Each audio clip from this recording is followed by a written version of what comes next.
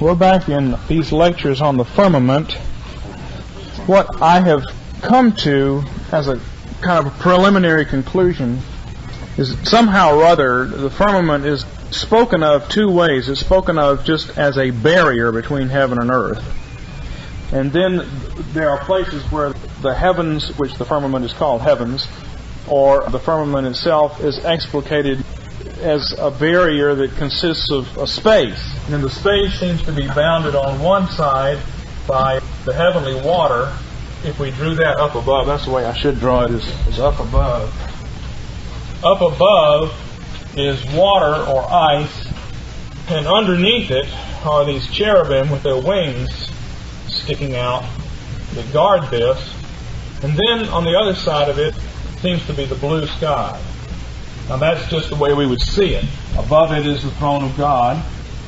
So He's enthroned here above the firmament or water that's beyond the firmament, which is a barrier. And then there's space in here. And on the other side of this barrier seems to be the blue sky. And we're told that, at least as far as visibility is concerned, the sun, the moon, the stars are in the firmament. So on the one hand, when you look up at the sky, it appears that these things are up in the sky, but there's another sense in which they symbolize realities that are in between the highest heavens and the world. Now, I'm drawing this model not just from information connected with the word rakia, but also from parallels in the tabernacle construction, and we're going to have to go a little bit further with that as we go. But that's by way of review. Let's now look at Genesis chapter 2. Well, let's see, what is next in these notes? Genesis as a whole. We'll make a survey of the book of Genesis, and I want to show you how Genesis nicely drops out into 7 sections along the lines of the literary pattern in Genesis 1. We're entitled to expect that, because any book that starts off with a series of concerns like this, you can anticipate that the things that the book starts off with are going to be repeated and dealt with as the book goes along. And that's true in any kind of serious writing or literature. And so we're not out of line to ask the question, is it possible that the book of Genesis in a larger way recapitulates the 7 days of creation? Genesis we think of as a book of beginnings, and it does seem to be that. Is it possible that it does so? And I think that once we have in mind the separate gestalts for each of these 7 days, what seems to be of concern to each one, then it's not terribly difficult to see Genesis worked out this way. Also, and I didn't put this in your notes, but as I'm sure most of you know, Genesis is organized by the phrase, these are the generations of X. And that gives it distinct sections. Some seem to be subsections. I would suggest, for instance, that in chapter 25, verse 12, when it says these are the generations of Ishmael, and it just lists them, it goes to verse 18, that's really a subsection that goes with the generations of Isaac, which follows. Now, one of the questions connected with this phrase, these are the generations of, is that, does that indicate the end of a section, as Wiseman and Harrison following him suggest, or does it indicate the beginning of a section? And for years I was persuaded that it indicated the end of a section, so that when it says, verse 19, these are the generations of Isaac, Genesis 25:19, these are the generations of Isaac, Abraham's son, what that means is these are the records kept by Isaac.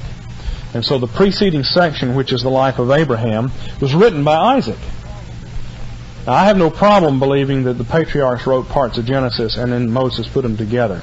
I think writing was there from the beginning, because writing is a different kind of communication from speaking, and writing is absolutely necessary if you're going to have community and extended discussion over time. And so God not only speaks, God writes, and the image of God both speaks and writes, and God wrote the 10 Commandments. And so, from a philosophical standpoint, it's nonsense to say that people didn't learn to write till centuries went by. They would have written from the beginning. You, in your own life, don't remember things about yourself. That's why it's good to have a diary and write them down. I don't do it, but I wish I had. When I look back now at the things that have happened to me, I wish I'd kept a record and kept a diary. We have a problem in our society today, I might as well talk about this for a second, with all these false memories that people come up with.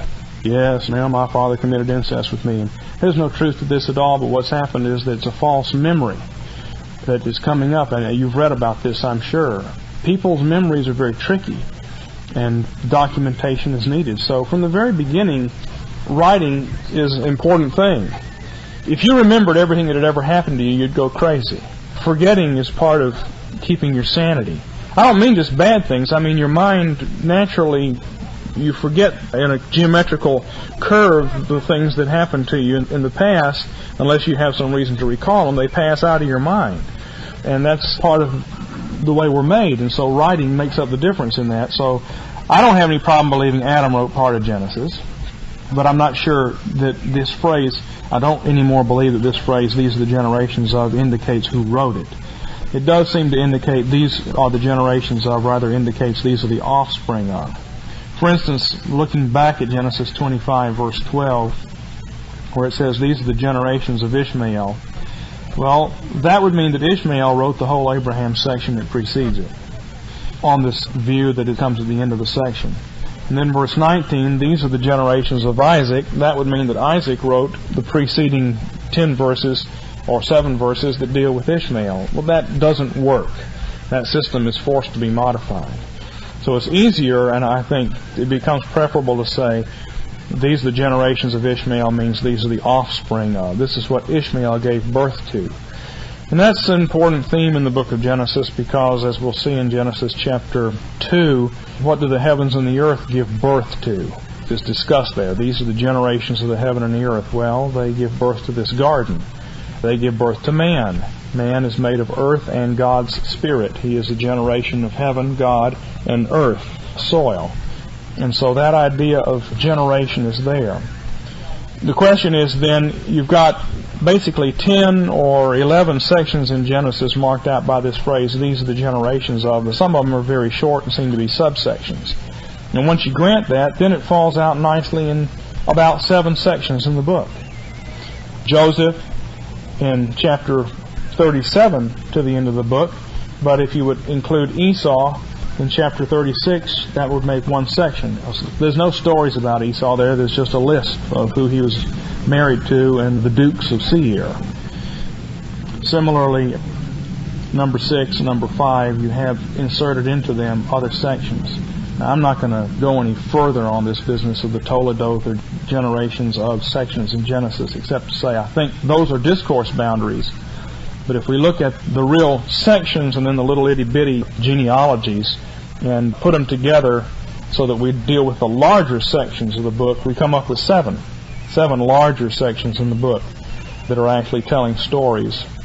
And I think they do fit the 7-day pattern in Genesis 1 and 2 very nicely. The first section, I suggest, is actually Genesis 1 to 2, 3, which climaxes in the creation of man as the image of God and the establishment of man as the ruler over the earth, and God's ascension into rest. God takes a seat of rest, and man is left in charge. Man is a steward.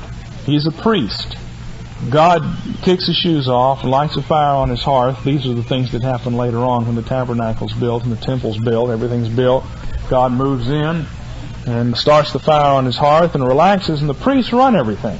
They don't sit down. They run the house. God is relaxed, sitting on the throne back behind the Holy of Holies. The fire's on his hearth.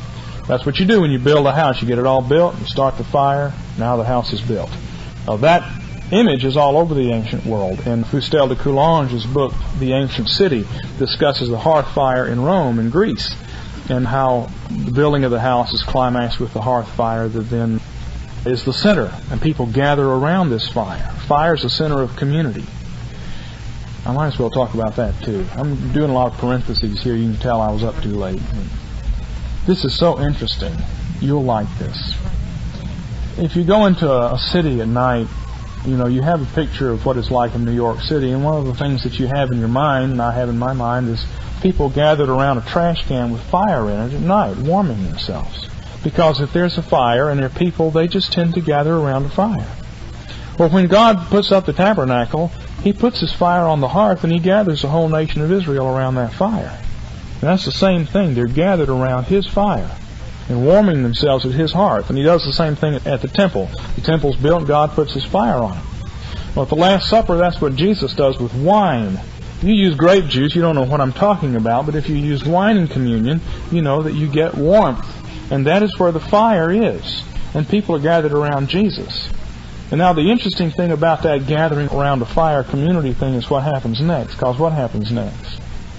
Peter goes out in the courtyard and people are warming themselves around his fire, and Peter desperately wants to get into that community where that fire is. And he betrays Jesus and that community in order to get into this community. And he comes and he says, can I warm myself by this fire? And they say, hey, from your accent we can tell you're not from around here.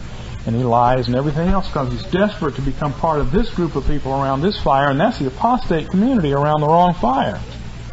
But you see, that business about the fire in the courtyard and Peter warming himself, that's not just thrown in the Gospels to give a little color. That ties into God's hearth fire in the Old Testament. And gathering around Jesus and gathering around the fire of the Holy Spirit at Pentecost, that's a true fire, and this is a false community. So it's very interesting, and I think that the idea of God building His house and then starting the fire and having the priests run the thing, we see that developed fully later on in the Bible, but it's by implication in Genesis 1, when the Sabbath day comes. Later on, you find in the laws concerning the Sabbath in Exodus that there's a double holocaust put on the altar on the Sabbath, so that the altar fire burns twice as bright. You take 2 sheep and there's twice as much fat burning up on that fire. And you're forbidden to stoke up your own hearth fire on the Sabbath day. In Exodus, you will not increase your own hearth fire on the Sabbath day on pain of death. So that the idea of gathering around God's fire on the Sabbath day, because it's a day in which we recognize His enthronement.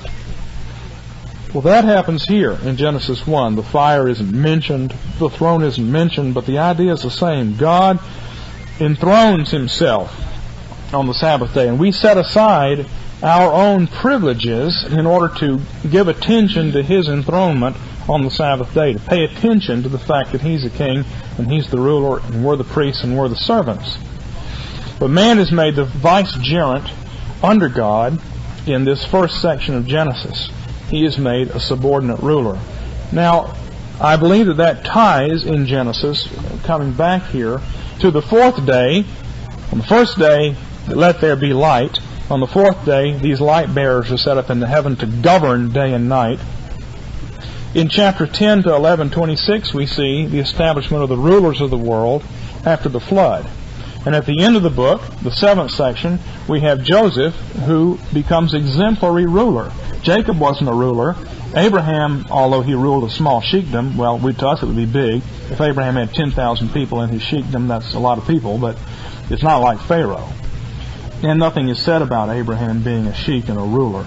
We know from the text and from the mention of all his servants and his army of fighting men and all the rest that he must have had a considerable sheikdom under him, but the Bible doesn't really say anything about that, does it? We draw that as an inference from this scattered comments about his servants and things. But there's no focus given to it. But when we get to Joseph, there's a big focus on the fact that Joseph runs everything. He runs everything for his father, then he runs everything for Potiphar, and then he runs everything for Pharaoh. So the emphasis on rule is there, and that's a seventh day idea. We'll come back to it. Well, then the second section in Genesis, looking at this chart and diagram, concerns the garden and its ruin and man's expulsion from the world. And when we get to the next page, in Genesis Day 2, I'll try to demonstrate more fully that the Garden of Eden is equivalent to the firmament. But you have basically three falls that take place in this section, chapters 2, verse 4 to 6, 8. Adam commits the sin of sacrilege, seizing that which God has forbidden and trying to make himself a god. And I think that sin is primarily against the father. Cain, his son, commits the sin of fratricide, which I think is primarily against the son. And the sons of God, who are the Sethites, they're the godly seed, the priestly people, they commit the sin of intermarriage, which is said to be against the spirit. My spirit will not always strive in man forever. So that gives you the order there. And for the sin of sacrilege, Adam is cast out of the garden. For the sin of fratricide, Cain is cast out of the land. And for the sin of intermarriage, the Sethites are removed from the world. So there's a decreation that takes place. Genesis 1, we have the creation of the world. Genesis 2, we have the setting aside of the land of Eden, and then the planting of a garden in that land, which is a sanctuary. And then successively, because of these three sins, people lose the privilege of being in those places. Later on in the book, if you look at the story of Abraham, it deals primarily with worship and altars. Abraham avoids the sin of sacrilege. Jacob deals with the brother-brother relationship. He avoids the sin of fratricide. Doesn't manage to get killed by Esau. And then Joseph deals with the sin of intermarriage. The emphasis on the spirit in the Joseph story, and also the fact that Joseph does not succumb to Potiphar's wife. These three themes are cast out in Genesis, and then they're cast out in a large way through the rest of the Old Testament. But I think that the Firmament Garden and the expulsion from these environments is the primary idea in the second section of the book. The third section of the book deals with the flood, chapter 6, verse 9 and 9:29, and we'll look at it in detail too. But you wind up with, after the flood, a new world, and then you have a new garden, which is the vineyard that Noah plants. And you have another fall in that vineyard. What's different this time is that instead of God coming and passing judgment on a man, we have Noah coming and passing judgment on his son, because human beings have now been given a greater form of government, or responsibility of government, than they had before the flood. So Noah is the one who passes judgment here, but at another stage in history, at a more advanced stage in history, it repeats the same things. The fourth section has to do with the rulers of the world. Genesis 10 gives you the table of nations. And it's important to see this. There are these 70 nations of the world that are laid out in Genesis chapter 10. And what happens to those 70 nations of the world? Well, there are two things we know about them. One is that the Shemites are the primary religious leaders of the world. Noah said that that would be the case. Blessed be Yahweh, the God of Shem. Let Canaan be his servant. That's a plus for Canaan if he will serve those who serve the Lord. May God enlarge Japheth and let him dwell in the tents of Shem. Again, the Japhethites need to come under some type of spiritual government from the Shemites. So the Shemites are the spiritual leaders. And now if we look at the history in Genesis 10, the 70 nations of the world, we find this. Verse 21. Also to Shem, the father of the children of Eber.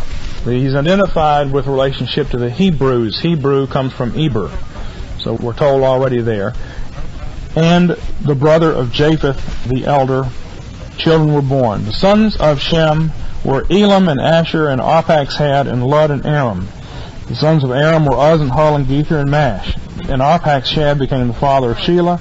Shelah became the father of Eber, Hebrew. The two sons were born to Eber. The name of the one was Peleg, for in his day the earth was divided. Now that almost certainly refers to the Tower of Babel. I mean, if you want to say it refers to continental drift, there's nothing about the continental drift in this passage. There's all kinds of stuff about the Tower of Babel 8 verses from now. So really, this means that in his days the Tower of Babel happened. So you can date the Tower of Babel in terms of the chronology here. And the brother was Joktan. Joktan is the brother of Eber. So we've got from Shem, we've come down to Hebrew, Eber, and Joktan. Now we learn something about the Joktanites. They are part of this priestly nation. Verse 26, Joktan became the father of Almadad and Sheleph and Hazar Mavath and Jerah and Hadoram and Uzal and Diklah and Obal and Abimael and Sheba and Ophir and Havilah and Jobab. All these were sons of Joktan. Notice how many sons he has. I mean, this guy is multiplying, which makes you a little bit suspicious, because the righteous people in Genesis always have to kind of postpone getting to multiply. And whoever multiplies first is probably the ungodly line, not the godly line. You know, the wicked always seem to get there first. Cain builds the first city. It's no good. As we'll see in a few minutes, the wicked anticipate one generation ahead all the gifts that God tells the righteous they can have. Because God tells us He's going to give us these good things, and He tells us to wait. It goes back to the tree of knowledge of good and evil. He said, every tree you can eat from. It will be food for you, but you can't have the tree of the knowledge of good and evil yet. And throughout Genesis, one of the interesting things that shows up is that the wicked get all the things God promises one generation before God gives them to the righteous, because the wicked take them the wrong way. Well, at any rate, it's kind of suspicious that here are all these kids, and Eber doesn't have all that many. They were the sons of Joktan. Now, verse 30 says, their settlement extended from Mesha as you go toward Sephir, the hill country of the east. So these people, the Joktanites, moved east. And this is where the story ends. These are the sons of Shem according to their families, according to their languages, by their lands, according to their nations. These are the families of the sons of Noah, according to their genealogies, by their nations. Out of these the nations were separated on the earth after the flood. So those are the concluding, this is it, this is the end of the story statements. So the story itself actually ends in verse 30. Their settlement extended from Mesha as you go toward Sephir, the country of the east. Chapter 11. Now the whole earth used the same language and the same words, and it came about as they journeyed east. Now who's they? Well, it's clear. They is the Joktanites. The Joktanites are of the Shemite line. They're religious leaders, and they're the ones who headed up the Tower of Babel project. So what you have happening here is the Joktanites, the Shemites, the religious leaders who were supposed to lead people into truth and to worship God, they're the ones who head up the Tower of Babel project, and they drag all these 70 nations down with them.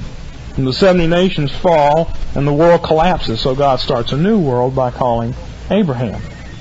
Before we do that, we have the generations of Shem, and now we have the chronology attached to them in chapter 11, verse 10, which, when you have the chronology attached, that shows you where the godly line is. If you have a genealogy without the chronology attached, it's either neutral or it's the ungodly. But when you have the chronology attached to it, that means these are the people who are marking out time. Their lives mark out sacred time, and therefore they are the sacred, or they're the seed line. And here we read that we go through Eber instead of Joktan. Shelah lived 403 years, and Eber lived 34 years, and so forth, and we come down to Abram. Then in verse 27 we start a new section. These are the generations of Terah, and that's where the Abraham section starts. But what you see then is, as I suggest, the fourth day in Genesis as a whole is these rulers of the world are set up, the sun, moons, and stars, the 70 nations of the world, and they fall into sin under the leadership of the religious leaders, the Shemites, the Joktanites. They fall into sin, and the world is wrecked in Genesis chapter 11. So God starts a new world with the call of the Hebrews, the descendants of Eber, which get focused down into Abram. And that becomes a microcosm of a new creation. You find that Israel has 70 elders. And you have one nation that's baptized in the Old Testament. They are baptized by going through the Red Sea and the Jordan River. When you get to the Great Commission, it says, now go baptize all nations. In other words, these 70 nations. That's the context of that statement, baptize all nations. Now it's not just one nation, it's all the rest of them are to be baptized. They're all to become theocracies, as Israel did. Well, the rulers of the world then fall into sin. Man is made a ruler on the first day. He falls into sin. There's kind of a recreation of the world. Human government is extended after the flood. Right to exercise capital punishment is given, but that falls into sin here. The fifth day, we have the story of Abraham. And the two primary themes in the Abraham story is his promise of having lots of seed and the statements that Abraham obeys God. There's a good statement of that. I forget where it is. But there are several verses that emphasize that Abraham kept God's laws and statutes and commandments and all the rest. It's an emphasis here. We don't find statements like that about Jacob and Joseph, although they did. You find them about Abraham. Now on the fifth day, that's the day that God created these swarms that multiplied on the earth. That's the first time we saw yesterday. That's the first time the multiplication is said to be something that's supposed to take place. And it's the first time God gives a law to anybody. So Abraham is told, you're going to multiply, and your seed is going to be like the stars of the heaven, it's going to be like the dust of the ground, and you're going to keep my law. So you have the idea of a community of people gathered and organized by law, which is a fifth day concern. But Abraham, of course, doesn't get to multiply, not immediately. He goes for years, and finally he cheats and has one son that turns out not to be the right one, and finally Isaac is born. But it's not until Abraham really passes off the scene that he marries again and has 6 more children.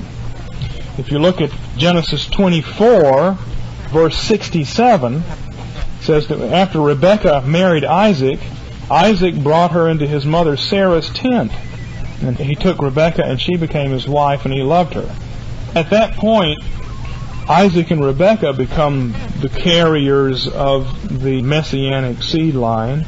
They've moved into Sarah's tent, and Abraham kind of steps back from being the special person to being an ordinary Joe, and then he marries Keturah, and he has 6 kids. So they don't figure in the history of the Old Testament prominently. We don't even know if they were circumcised, because one of the children was Midian, and when Moses lived among the godly Midianites, he married a Midianite. Jethro is a Midianite, but they apparently didn't practice circumcision. So you get the impression that Abraham's new wife here, their children were not circumcised because they weren't part of a priestly nation. They would have been God-fearing Gentiles, but not circumcised members of the priestly nation. That was for Isaac, apparently.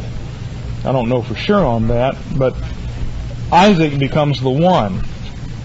So at this point, Abraham hasn't really multiplied, and even with these extra sons that come up later on, they're not listed as part of the kingdom. When Israel becomes a nation of 2 million people later on, these descendants of Keturah, that's not part of it. But in the middle of the story, in Genesis 22, we have a statement about Nahor and his multiplication. Notice in chapter 22, after Isaac is given back to Abraham, verse 17, God swears, I will greatly bless you, and I will multiply your seed as the stars of the heaven, and as the sand that's on the seashore, and your seed will possess the gate of his enemies. In your seed all the nations of the earth will be blessed. So multiplication is the promise here, but there's just one son. Ishmael is gone. Isaac is all that's left. Verse 20, now, as a contrast, we're told, after these things it was told to Abraham, saying, Behold, Milcah has also borne children to your brother Nahor. Uz, his firstborn, and Buz, his brother, and Kemuel, the father of Aram, and Kesed, and Hazo, and Pildash, and Jidlaph, and Bethuel. And Bethuel became the father of Rebekah, which is important for the story. These 8 bore to Nahor, Abraham's mother, and his concubine, whose name was Reumah, also bore Tebah, and Gaham, and Tahash, and Maacah. 12 kids. Nahor gets 12 kids. He's really multiplying. Abraham is forced by God to wait. He doesn't get to multiply. Multiplication, then, is a theme here, and that's a 5th day concern. When we get to the 6th day in Genesis, we get to Jacob, and Jacob, contrary to the Calvinistic heritage of interpretation, I think, that Jacob is set forth basically as an exemplary man. I don't mean he never sinned, but I think that a careful reading of the story will indicate that he is not largely at fault for the things that he's accused of being at fault for. He fights with Esau in the womb. He wants the covenant which Esau despises. Esau is presented as a person who recapitulates every sin that's taken place in Genesis to that point. He wants the blood soup that he thinks that's being cooked by Jacob, which shows you that he's a blood drinker. He violates that law. He intermarries and commits the sin of the Sethites by committing polygamy, which is the sin of, who's the first polygamist? The father of Tubal-Cain. Lamech. He commits the sin of Lamech. He tries to murder his brother, so he commits the sin of Cain. Like I say, he seizes a forbidden fruit. And he is a hunter, which in context of Genesis doesn't mean hunting's wrong, but in Genesis it points you back to Nimrod, who is the hunter and was involved in the Tower of Babel's incident and the founder of Babylon and Nineveh. And he's marrying strange women, so he commits the sin of the Sethites. All of these things are piled up here. I mean, all the sins that have happened in Genesis so far are dumped on Esau. He does every one of them. Jacob fights him. Jacob wants the covenant. Jacob bargains for it and gets it, and there was nothing wrong there. The Bible condemns Esau for it. Now, Jacob's deception of his father is the problematic passage. At the very least, we can say Jacob was submitting to his mother, and she made the decisions there. And so, regardless of how you want to follow that out, Jacob winds up close to being an exemplary man who wrestles with God and prevails. The Peniel incident God reveals to Jacob that he was the one who wrestled with him all those years, not to try to get him saved, but in order to make him mature and to make him grow to the point where he is now mature enough, strong enough, wise enough, and able enough to enter the land. Now think back to Genesis 2. God plants a garden and he puts Adam in it. Well, Adam blows it. Now what we have is another man who is made mature through sufferings and then is allowed to cross over into the land. Jacob is given a limp as a sign that he has prevailed with God and that he's mature, and he crosses the river as the sun comes up. We get this imagery here in Genesis 32. You have striven with God and with men, and you have prevailed. Now, if we take that in a moralistic sense, that means, well, you've striven with God and you've prevailed, so now you're going to go to hell. You've rejected me, and I'm not going to fight with you anymore. That's not what it means. It means, I have wrestled with you all those years that Isaac, your father, hated you. For 77 years, Jacob had to live with the scorn of his own father. And his father had basically rejected the covenant and favored Esau. And there's nothing good about Esau. And his father overlooked all that and favored Esau and rejected Jacob. It's a really horrible story. For 77 years he puts up with that. And God says, you were wrestling with your father, but I was wrestling with you, making you strong. Then he had to wrestle with Esau all that time. Then he had to wrestle with Laban all that time. And you see, when he's fighting here at night, he doesn't know. It might have been Laban. It might have been Esau. It might have been Isaac he was fighting with. But it turned out to be the angel of the Lord he was fighting with in the dark. And God says, now you're mature enough. And God wounds him, gives him basically a foot wound. And it says, verse 31, the sun rose on him as he crossed over Penuel. So when he enters the land, the sun comes up. Deborah refers to this when she says, let the righteous be like the rising of the sun in its might. And of course, Samson, the name means sunrise, so Samson is a fulfillment of Deborah's prayer. But here is Jacob, and he comes back into, it's as if Adam is being put back in the garden, only now it's a son who has been made perfect through sufferings, has been made mature, and now he is given this dominion. But there's not much that Jacob gets to exercise in the way of dominion. It's like God says, okay, now you're ready, I'm going to give you the land. You've made this exodus out of Mesopotamia. You've got all these spoils with you, because he did.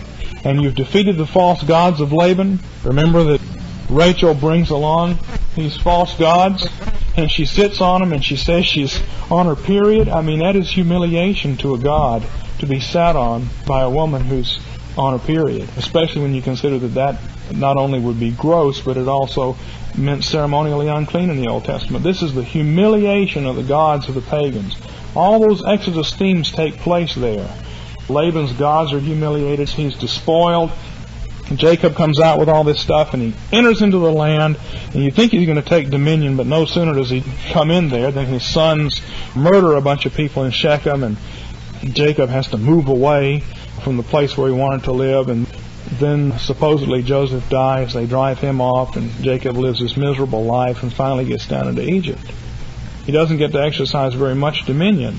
It's still postponed as far as Jacob is concerned. And yet, the idea of being given dominion is there in the story, as it is in the 6th day of Genesis. I think it's very telling in Genesis, at the end of the book, when Pharaoh wants an audience with Jacob, and he asks Jacob about his life. And Jacob says, few and evil have been the days of my life, and he tells a story of his miserable life he's had. And Pharaoh says, well, I'm glad I don't worship your God. My God never treated me like that. Well, that's not what Pharaoh said. It says Pharaoh got down on his knees and asked Jacob to bless him with the blessing of the true God. I mean, that's conversion. To hear a story like that and say, yeah, that's the God I want. I don't buy this idea that Pharaoh wasn't converted, had a change of heart somehow. But notice how in this story we have Ishmael. Ishmael is already getting a bunch of dominion. Jacob is promised dominion, and he almost has it, but he doesn't really get it. God makes him wait. But Ishmael, by way of contrast, he not only multiplies, but he gets dominion. In chapter 25, 12 to 18, which I think is part of this section, These are the generations of Ishmael, Abraham's son, whom Hagar the Egyptian, Sarah's maid, bore to Abraham. These are the names of the sons of Ishmael by their names in the order of their birth. And then there's a bunch of them. You see Nebaioth, firstborn of Ishmael, and Kedar, and Abdiel, and Mibsam, and Mishma, and Duma, and Massa, and Hadad, and Tema, and Jeter, and Naphish, and Kedema. These are the sons of Ishmael, and these are their names by their villages and by their camps. 12 princes according to their peoples. That's the one said about Nahor, that they were princes and had camps and villages. But now Ishmael, of course, he's not living in the Holy Land, but he's already got princes and villages. He's got the dominion. By way of contrast, in the same section of the book, he's got the dominion, but it's not really the right dominion. Jacob is given the dominion, but God says, you're going to have to wait. So he gets a token of it, but he has to exercise patience. Adam didn't wait one day before he took the forbidden fruit. Jacob waited his whole life. I mean, Jacob is an exemplary patient man. Year after year. If you say he fell into sin in deceiving Isaac, then that is one time where he blew it. I'm not even sure that incident is designed to show a sin, but if you say it is one time when he blew it. The rest of the times he was exercising patience and putting up with it. Then we get to the 7th section of the book, which is on Joseph.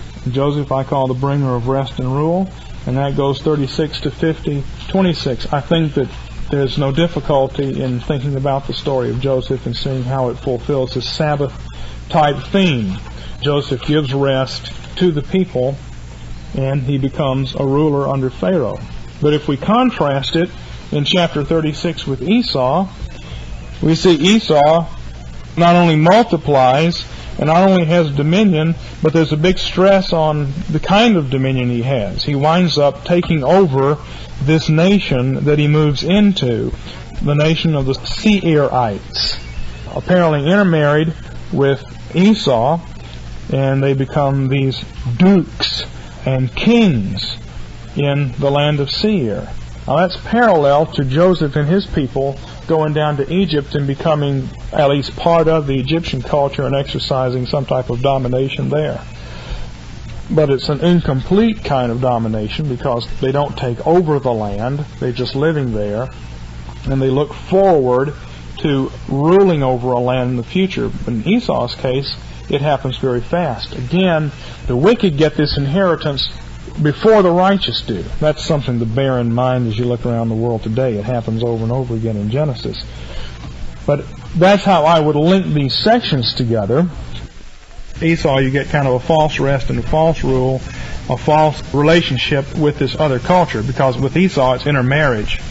They intermarry with the Seirites, they wind up taking them over, but they apostatize in the process, or their apostasy is sealed in the process. With Joseph, there's living in Egypt. He marries an Egyptian woman who we have to assume, I think, is of a God-fearing priestly line, just as Jethro is a God-fearing Gentile priest, and Joseph marries his daughter. Moses marries his daughter. But there's this rest aspect here, rest and enthronement and rule.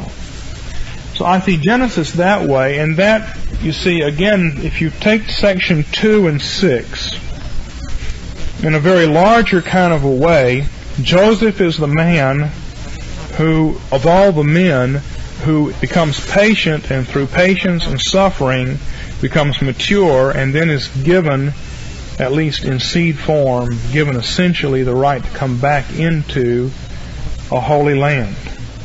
And that, I think, is parallel to the firmament garden and the placement of man in it in the first place, and then its extension. So in a broad kind of way, I think that this sevenfold pattern is there in Genesis. And that, if I can just go on, then to put another acetate on top of this, because what we do is we wind up looking at a series of these structures and we get a better feel for what goes in each day. Let's look back at Genesis chapter 2. I think this is as far as we'll probably get this lecture, and this will get us back more fully into the firmament idea.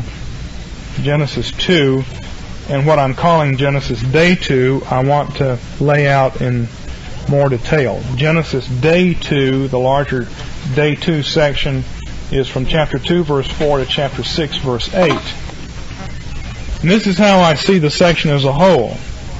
The first section in Genesis 2 verse 4 to 3:23 is the creation of the garden microcosm and of man. And what we're going to see is that the garden, when it's made, is made in the same 7 steps as the world is made. So the garden becomes a microcosm of the world. It's a sanctuary in the world, and it's kind of a microcosm of the world, heaven and earth. Then in the second day slot, where we have a firmament, is in chapter 3 verse 24, where it says, God drove the man out, and at the east of the Garden of Eden he stationed the cherubim and the flaming sword that turned in every direction to guard the way to the tree of life. And the cherubim, they establish this boundary that you can't pass through. And later on in the Bible, as we saw yesterday, when the firmament is seen, the cherubim are right there with it. In the blue veil that separates the most holy place from the holy place, the cherubim are embroidered on it. So they are the boundary between the garden and the world. And the garden is still here. The garden is here until the flood. That's why I think you can call this whole section under the name garden. The flood washes it away. Third, we have separation of land and sea in chapter 4. And I think this is important because it establishes the symbolism. If we understand this sectioning right, I think this is where you begin to have the symbolism that the Gentiles are the sea and the godly are the land. Because this is how the world looks. We have this water. Now we have the whole world out here. And here we have the land of Eden and the Garden of Eden. And there's a river that goes up in here on the top of this plateau, goes through the garden and comes out, and then it goes to the 4 corners of the world. Now, where do we have these cherubim? Well, the cherubim are right here, and that separates the waters that are above the cherubim from the waters that are below the cherubim. So, I think this is really true. You've got the headwaters here, which are on higher ground. The land of Eden is higher than the garden because the river starts in the land and it flows down to the garden and then out into the world. And so the land of Eden is really parallel to heaven. And the only way you can get into the land is to go through the garden. How do you get into the land of Canaan? You've got to go through the tabernacle. The tabernacle is built in the wilderness. And then you go into the land. You have to go through the church in order to get into Christian civilization. You cannot bypass the church. I don't care what some Reconstructionists and others want to say, that you can bypass the church. You can't do that. The real Reconstructionists know better than that. That you've got to work through the sanctuary in order to get into the land. And that's parallel to heaven, sanctuary, firmament, and the world. Well, these cherubim are put here, divide these waters up, and now these waters come downhill, and Cain is driven out from one of these outlying lands. They're not in the land of Eden because they can't get in there. The garden is the gateway in. But he's driven out here, and he's driven out closer to the sea. He's driven from the land, and when you're driven from the land, there's no place to go but the sea. Remember, God says the land will no longer yield to you. You're not going to be able to settle down. You'll be a vagrant and a wanderer. Verse 14 of Genesis 4, you have driven me this day from the face of the ground, and from thy face I will be hidden. So the soil is God's friend. The soil reflects God's face. When the soil drinks Abel's blood, the soil is angry because the soil is on God's side. And the soil calls to God and says, avenge this blood. And so now God's face is against Cain, and the soil's face is against Cain, and those things are reflected. Now when you consider that you and I are made of soil, the reason we get sick is because our soil is against us. Your physical body is on God's side, and it doesn't like you, and that's why it makes you sick. That's why tigers and lions don't like us, because they're on God's side. Those plants out there are on God's side. That's why they have thorns. They don't like us. We're bad. The soil is against Cain, and that is intensified. And when the soil is against you, there's no place to go but the sea. So you're driven down toward these waters here. And throughout the rest of the Bible, the sea is associated with the Gentiles. So you have the symbolism of the Bible that the Gentiles are the sea and the godly are on the land or Holy Land begins to be seen here. It starts to come into focus here. And that focus sharpens up as the Bible goes along, but you can see it in a vague way here in this passage. And so I think this is day 3, the separation of land and sea. If you go over into Leviticus, you find that all the laws in the 3rd section of the book, the so-called Holiness Code, all have to do with things that separate Israel from the nations. The laws of cleanness, the 2nd section of Leviticus, have to do with who can come into the sanctuary, the firmament. But the 3rd section, the Holiness Code, has to do with the distinction between Jew and Gentile. And it's the separation of land and sea. Well, I think that's what's going on here, ladies and gentlemen. And if we look at chapter 5, then we have the light bearers, which is the chronology of the Sethites, the godly line of Seth. And these are godly people. They ministered in the midst of the world to the Canaanites and resisted sin. We get down to Enoch, and Enoch was so godly that after 365 years, he walked with God and was not, for God took him. Now, what's interesting about these years here is that a number of these years are numbers that have astral significance. They relate to the stars. 365 is an obvious example. But some of the other numbers here, like 777 years for Lamech, and some of the other years that are here, in terms of the astronomy, in terms of astronomical numbers, those numbers are showing up here.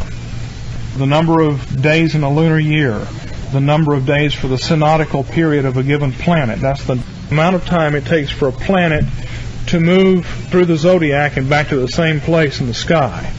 Not the amount of time it takes for a planet to go around the sun, but in terms of our sky, how long it takes for Saturn to return to the same place. That's a certain number of days. And that number of days is a number of years of some of these people here. So the idea that they're stars and that they're heavenly people positioned in the firmament is here. And the same kinds of numbers show up again after the flood in that genealogy that you find of the Shemites after the flood. And when God says to Abraham, look at the stars and that's the way your seed will be, I think that this is what it refers to. I think he says you will be like the sand of the sea for multitude, but I think he says you'll be like the stars of the sky for quality. You'll be like the godly patriarchs who ministered before and after the flood. There's a whole paper out there on the table on this subject. When you get out after the flood, after the Exodus, when you get after the Exodus into the book of Numbers, the census numbers of the tribes also have these astral significances. They wind up being the same numbers, a lot of numbers that relate to the stars and the planets and the movement of the planets and various cycles. And there aren't that many of those numbers, and there aren't that many numbers in the text. And when you have a dozen coincidences, it's not a coincidence anymore. It's something deliberate going on. So these are the light bearers here in chapter 5. Now the lights fall. You've got this godly line of Seth, and then all of a sudden there's nobody left in the world that's righteous but Noah. And the question is, what happened to the godly line of Seth? Well, the answer is chapter 6, when it says the sons of God saw the daughters of men and intermarried with them. It doesn't have to do with angels. Angels are not in view here. In context, it has to do with the godly line of Seth. What happened to them? Well, they fell. Just as Adam fell in the sanctuary, and just as Cain fell in the land, now the sons of God fall in the world. These angels, messengers. Angel just means messenger. And they fall. And they fall into sin in connection with multiplication. Chapter 6, verses 1 and 2, a fifth-day concern of multiplication. The swarms, cloudy swarms of fish and birds is recapitulated here. It came about when men began to multiply on the face of the land, and daughters were born to them. The sons of God, the Sethites, saw that the daughters of men, the Canaanites, were beautiful. Now, in context of Genesis, what does that refer to? Eve saw the tree was beautiful to look at. See, not that there's anything wrong with being beautiful to look at. If you're not supposed to eat it, then just look at it and don't eat it. You go to the beaches out here, look, but don't eat. There's daughters of men who are out here in skimpy bathing suits. That's what it means. But it's all, they were beautiful, and they took wives for themselves. This recapitulates the language of the fall in order for you to get the connection. But multiplication is the thing here. Now, The emphasis on man, the sixth day, comes in the next two verses. Yahweh said, my spirit will not always abide in man, because he is flesh, however you translate that. In his going astray, he is flesh. Nevertheless, his days will be 120 years. The Nephilim were on the earth in those days, and also afterward, when the sons of God came into the daughters of men, and they bore children. And these were the mighty men of old, men of renown. So they're taking on these godlike rulership characteristics prematurely. It's after the flood that God says to Noah, now you can exercise capital punishment. Now you can be a ruler. But again, the wicked are seizing these things that God has not yet bestowed. Patience is always the virtue that the book of Hebrews tells us we have to have. Patient faith, wait till God gives it to you. And the sin that keeps coming over and over again is to seize the good things that God says, I'll give you when you're older, to seize them now. I want to drive the car when I'm 12. Well, no, you can't. You got to wait till you're 16 or 17. That's the same thing here. And now the Nephilim, whatever that means, they were mighty men, men of strength, men who were like gods. Elohim, might. The word Elohim basically means the power that be. That's why it's used, the word Elohim or God is used for rulers in the Old Testament. And Paul says submit to the powers that be. In Hebrew that would be submit to the Elohim, with a small e. Rulers are called gods because they're like God. And these are mighty men. Same kind of language is used here. But in this case they're counterfeiting rather than fulfilling what it means to be sons of God and to be rulers under God. And so we come to Sabbath judgment in verses 5 to 8. The Lord saw, this is evaluation and judgment, the Lord saw the wickedness of man was great, and the Lord was sorry he made man, and he said, I will blot man out, but Noah finds favor. So the day of judgment comes, the day of evaluation, where God takes his throne, sees everything, and makes an evaluation. And that brings this section to a close. So that's what I call day 2. It's the history of the Garden of Eden, because the Garden of Eden is still here. There's still cherubim. You can still go see it. I don't know what you would see if you went up to the Eden Plateau and you looked east to where the garden was. What would you see? Maybe you would see clouds up there all the time. Anybody who went up into those clouds never came back, because the myth was that there were these things full of eyes that had a sword up there that killed anybody that went up. Dragons. Maybe that's the way it worked before the flood. Or maybe people would go and they would see 2 angels with swords at a gate into a place. I don't know what it was really like before the flood in terms of what people saw if they drew near, but it was there and then it was washed away. This is the history of this. So this is the firmament history. Now I want to go back, as we end it this time, to Genesis 2 and look at the actual formation of this garden microcosm, because there's a subset of 7 in Genesis chapter 2. You see, here's the problem. God has put this firmament between heaven and earth, and man, as the priest who has dominion over the earth and who submits to God, who is God's steward over this world and has access to him, the fact is, in terms of the real firmament that God created on day 2, we can't get in there. I mean, you don't even know where it is. You can look up and see it, but they didn't have wings in the beginning. They didn't have airplanes. And if they'd gone up there, they wouldn't have gotten into the firmament anyway. So practically speaking, where are you going to have a firmament? Where is the place where you're going to meet with God and come into his presence, and on one side is heaven, on the other side is the world? Practically speaking, where is that going to be? It's going to be a mountaintop, high ground. It's going to be the top of the pyramid, or the top of a mountain, or it's going to be the highest place on the entire surface of the earth.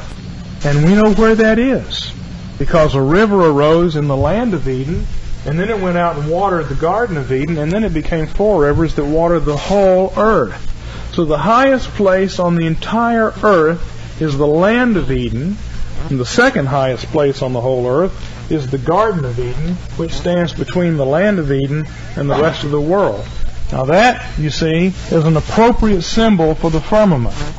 And you can be in that garden sanctuary, and that's where you can be a priest. On the one hand is the land of Eden, which would be symbol of heaven. And on the other hand, then, is the rest of the world that you're going to exercise dominion over. So, practically speaking, the garden makes sense as a firmament. Now, if you look at Genesis 2, we find a series of statements of things God does that parallel to what God does in chapter 1. Genesis 1 begins in verse 2, the world's already made. Well, let's start in verse 1. In the beginning God created the heavens and the earth. The earth had no shape, and it was empty, and darkness was over the surface of the deep, and the Spirit of God was moving over the surface of the waters, and God said, "Let there be light," and there was light. Now turn the page and listen to this. This is the account of the heavens and the earth when they were created, in the day that the Lord God made earth and heaven. No shrub of the field was in the earth, no plant of the field yet sprouted, for God hadn't sent rain on the earth, and there was no man to cultivate the ground, but a mist used to rise from the earth and water the whole surface of the ground. Then Yahweh God formed man of dust of the ground and breathed into his nostrils the breath of life, and man became a living soul. Now those two statements that I read are parallel to each other. In the beginning God created the heavens and the earth. Now, chapter 2, verse 4, this is the account of the heavens and earth, or these are the generations of the heavens and the earth when they were created, in the day that Yahweh God made earth and heaven. That sentence is chiastic. This is the account of the heavens and the earth when they were created, in the day that the Lord God made earth and heaven. That introduces it. That's parallel to Genesis 1:1. Now we've got formless and void and dark. It's formless. Well, it's void in that no shrub of the field was in the earth. There aren't any of those, so it's empty. And it's formless in the sense of the plants, this is a guess now, but the plant of the field had not yet sprouted, means that it hadn't achieved its final form. And it's also dark. And God said, "Let there be light." Now the climax of this paragraph is, the Lord God formed man of dust from the ground and breathed into his nostrils the breath of life.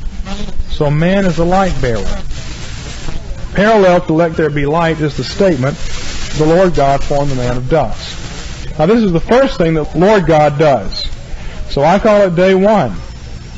Just as the Spirit hovered over the earth and made light, so the Spirit hovers over dust and makes man. And man is the light bearer. Moses came down the mountain, he was shining. We're supposed to shine. And that's what glorification means. We become shiny. But even in terms of the symbolism of the Bible, we are stars and suns and lights. And here it starts, just the literary parallel gives you this. You can see that much. Now, the next thing that's stated, Genesis 1, we have a series of things that God did. God said, "Let there be light." Verse 3. Verse 6, God said, "Let there be a firmament." God said, "Let the waters be gathered together." God said, "Let there be lights in the firmament of the heavens." God said, "Let the waters teem with living creatures." Now look at chapter 2, verse 7. Then the Lord God formed a man. Verse 8, the Lord God planted a garden. Verse 9, the Lord God caused to grow out of the ground. Verse 15, the Lord God took the man and put him in. Verse 16, the Lord God commanded the man, saying. Verse 18, the Lord God said, "It's not good for the man to be alone."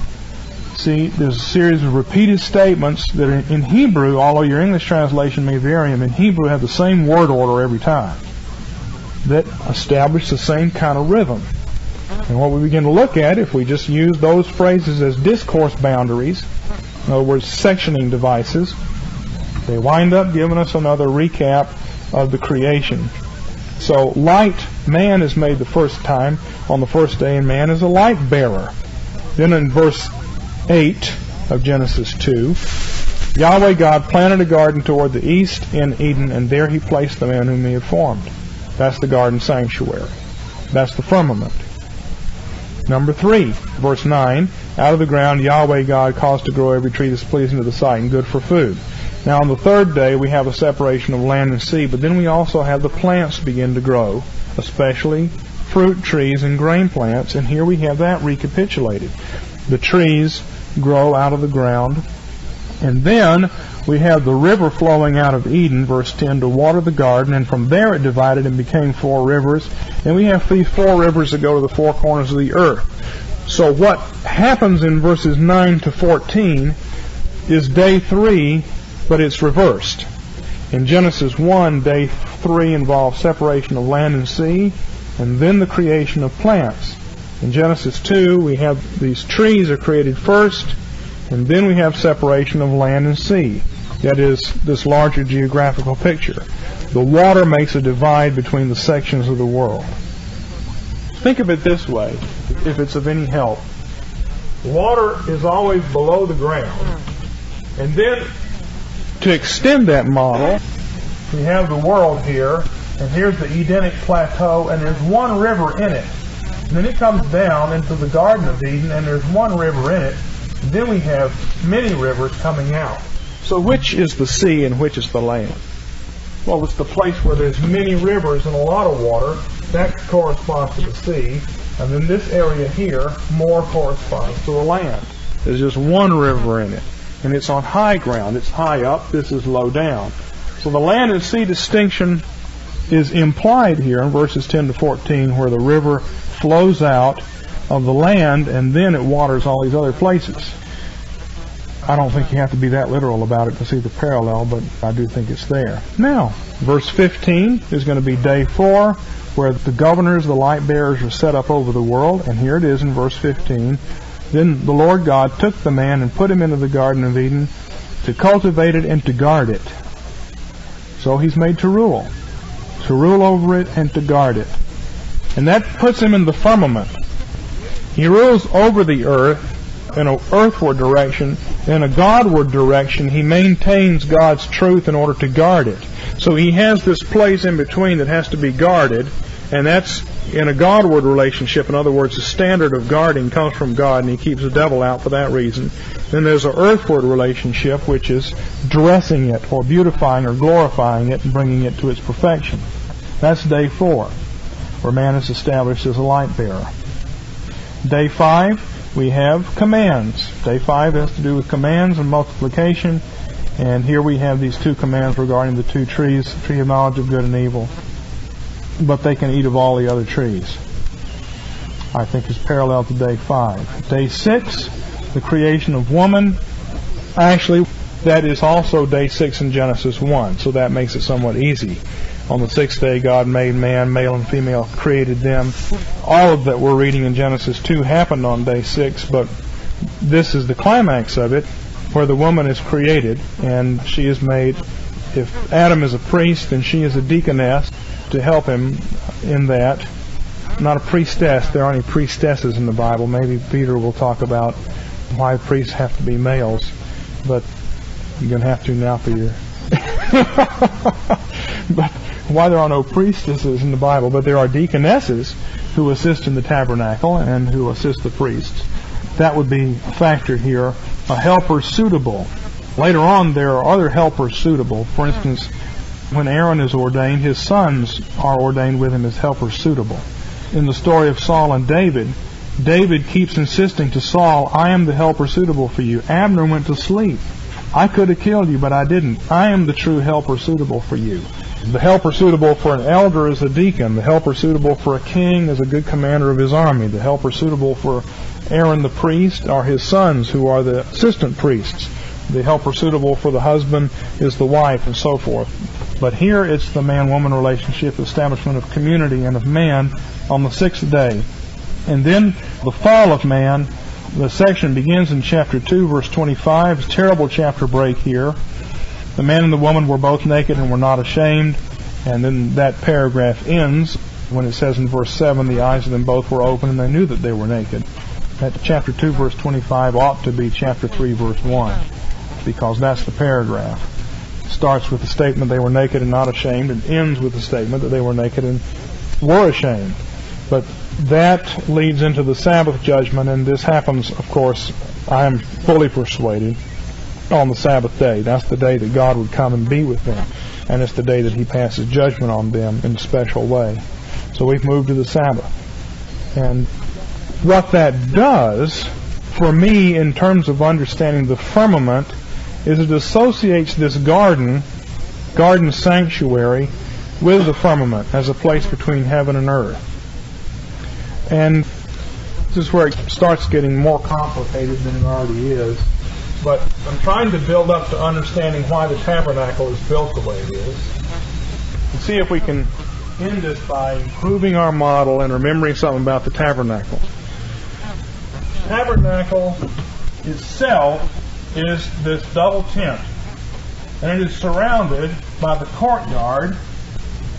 Now, between the most holy place and the holy place, that is between the true heaven and the firmament heaven, is the cherubim veil.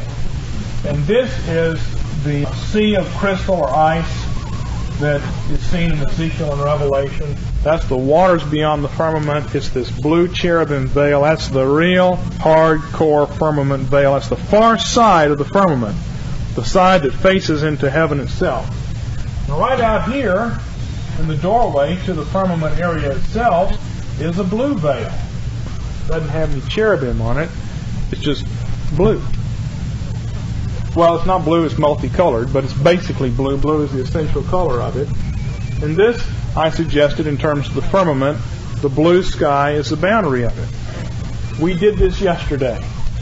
This is the firmament between the ice firmament at the far end and the blue sky at the near end, and then there's this room, a tent, or a fortress with windows and all that. That's where man is to stand positioned between God and the world. Now, as Poitras would say, we have replicated this phenomenon. And his book, Shadow of Christ and the Law of Moses, is an essential book. If you haven't bought that one, you need that. You need to read through New Eyes first, of course. But then you need to read The Shadow of Christ and the Law of Moses. He discusses some of this replication idea, and I'm trying to uncover some of the reasons for why this replication takes place. This is the garden here. The tabernacle courtyard is the garden, with this high ground of the altar in the middle of it, and this water here. The garden then replicates the holy place, the firmament. So this is firmament number 1, we can say. The holy place is firmament 1. But this entire area here would be firmament 2. Or we could say the original created firmament is number 1. Let's do that. The one that we can't see. And this holy place firmament is firmament 2. And the whole courtyard is firmament 3. Because the garden sanctuary replicates the firmament. Now we have firmament and the garden sanctuary that replicates it. This is how I am trying to come to grips with the fact that you've got water here and you've got another blue veil here. So it would seem to me that the labor of cleansing, which is right here, and would be associated with this second veil, means that the garden area is bounded the same kind of way. You have a blue veil to get into the garden, and you've got water at the far end, because that then takes you into heaven. But now heaven is broken up into 2 parts, with a blue veil at the near end, and the firmament, the Parocheth veil, the cherubim veil, the heavy-duty veil, at the far end. You see, it doubles itself out. This happens in a double relationship. Now, we can make it even bigger if you want. Because what I said earlier, and this is a lot of fun, I love this stuff. Because it's not just doubled out, it's tripled out. Because the Holy Land is also an image, isn't it? And Jacob went into the Holy Land. How did he get in? Well, he went through this river here. And Israel does it too. They go through the Jordan River. They go through another symbol of a firmament boundary, water, that is between the world and the kingdom. They go through that, and then the far end of that is going to be this tabernacle veil, which the whole thing represents the firmament heaven. But the whole world is this, because out here is the ocean itself, and the God-fearing Gentiles live out here. The God-fearing Gentiles live in this, or work in this area between the ocean and the River Jordan. And the land is in between the River Jordan and this blue veil that leads into the sanctuary area. And the priests are operating in this area between, the clean Israelites can come in here between these 2 waters, and the priests can go between these 2 waters, but ultimately this is the boundary. I know it just got kind of dense, but I think that explains why these veils are here, and also helps us to understand something about the firmament. Firmament is the place where God meets man, and it's between men and the world. And there are a variety of ways in which that takes place once it's developed all the way out.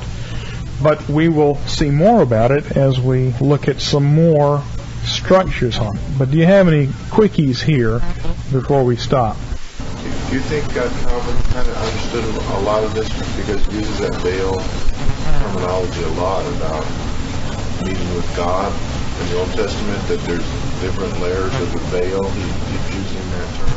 I don't remember what Calvin says about it, but remember that the New Testament tells us that we have access to God through Christ's body, through the veil which is Christ's body. So ultimately this is Jesus. Jesus is the boundary between heaven and earth. And I would suspect that when Calvin talks about the veil, he has probably that more systematic theological idea than an intensive study. Calvin was so busy with other things, I don't think he had time to really get into all the details of this much in his life. Did you have a comment? Well, I was wondering if you think it's replicated again in the most holy place where the footstool is another firmament, and then the near boundary of the firmament, and then the cloud boundary above the cherubim is the far boundary of the firmament. Yeah, it's possible. One of the things that I want to investigate is to what extent some of these might be the same. Well, some of these are off the ground and thus connect with the environment that's behind it. And I'm inclined to think that I haven't done the work on this yet, but since this cherubim veil is 2 stories up, these pillars are on sockets of bronze with silver at the top, so they are 1 step off the earth. And then these have silver at the bottom, and so it's 2 steps off the earth. So this cherubim veil here is already 2 stories high. It's already, I would think, leading into the 3rd heaven. Then when you look at the tabernacle, it's sitting on the floor in here. What did I say? The ark box sits on the floor, and so it would seem the ark box would seem to connect with this, and then there's a slab which with the cherubim on top of it, which would seem to connect with the veil, and then God is beyond that. So my guess is that the propitiatory slab with the cherubim is functionally equivalent to the blue veil because of the putting the 2 architectural images together. I don't want to over-replicate. Well, you're just putting the 3rd dimension. Here we're looking at 2 dimensions. Yeah, the difficulty is going to be that this is an easy diagram here, but once you start realizing that in the temple there's a series of stair steps that lead up to things, and the tabernacle has an implication of things that are stacked on top of each other because of the symbolism, then that makes it 3-dimensional and it gets harder to think about. You don't have to have a diet model, but that's too time consuming. Let's stop.